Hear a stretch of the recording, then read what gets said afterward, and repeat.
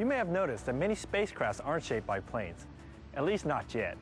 Wings are only useful in an atmosphere. That makes sense. Are engineers designing aircraft to fly out into outer space? NASA is. There's a lot of research being done in the field of hypersonics that will get aircraft into space much faster and cheaper. In fact, a lot of the research can be used here on Earth. Hypersonics, what's that? Hypersonics are speeds 5 times greater than the speed of sound. Basically, and very simply, there are 4 ranges of speed through our atmosphere. There's subsonic, sonic, supersonic speed, and hypersonic speed. It's called sonic speed because it refers to the speed a plane flies relative to the speed of a sound wave. Subsonic would be the slowest speed. Subsonic speed is anything from running really fast to jets that fly up to but below the speed of sound. Mach numbers are used by aeronautic researchers to describe the speed a plane is flying. Mach 1 equals the speed of sound. Mach 2 is twice the speed of sound. Scientists generally call anything between Mach 1 and up to Mach 5, or 5 times the speed of sound, supersonic speed. Anything over Mach 5 is considered hypersonic.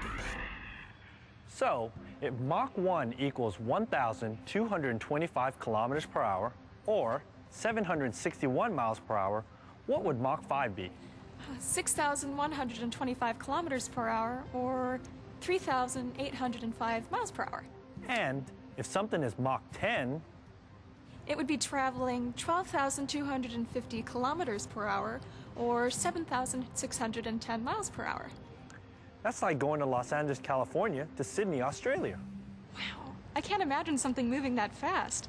But does anything unusual happen when an aircraft moves faster than the speed of sound? Actually, traveling faster than the speed of sound produces a sonic boom or a thunder-like sound that you may hear on the ground. An aircraft traveling through the air produces sound waves. These waves move at a constant speed.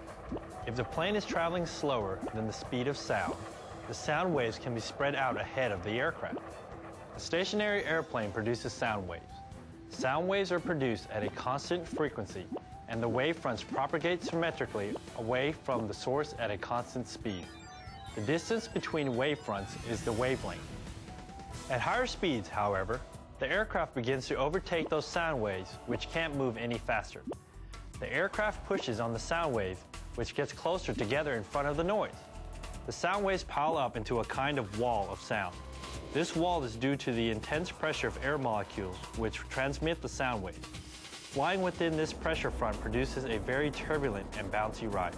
The sudden change in air pressure caused by these shock waves produces the sonic boom. This is referred to as breaking the sound barrier.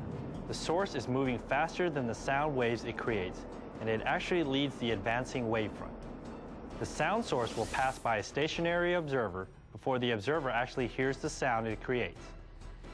It is the intense pressure produced that caused the shock wave known as a sonic boom as a supersonic aircraft passes overhead. This abrupt pressure differences spreads backwards and outwards from the aircraft in a cone shape. The shock wave advances at a normal speed of sound, and since it is built up from all of the combined wavefronts, the sound heard by an observer will be quite intense. Sometimes, these sonic booms are so intense that the pressure wave can break a window. The passage from subsonic to supersonic speeds is accompanied by some unusual phenomena. In some cases, a vapor cloud in the shape of a sonic egg forms around the aircraft for an instant as it breaks the sound barrier. Scientists continue to debate what actually causes this sonic egg, but it's an amazing sight to see. These shock waves contribute their own wave drag on the wing or body. The shock not only creates additional drag. If the control surface for the wing or aircraft become buried in the wake, they can become ineffective. This lack of effectiveness causes considerable vibrations and variations of the forces on the wings. So, engineers adjust the overall aircraft design to account for these problems. Wow, that is so cool. How is it that an aircraft can move at such fast speeds? In traditional engines, some form of oxygen and a fuel are combined and burned to create a high-pressure, high-velocity stream of hot gases. These gases flow through a nozzle, forced through a small opening. This provides thrust for the aircraft. The turbojet engines that you are used to seeing on commercial airplanes and military fighters use compression fans powered by turbines to compress incoming air. Air has to be compressed for the combustors to work, just like in the pistons and cylinders of your engine.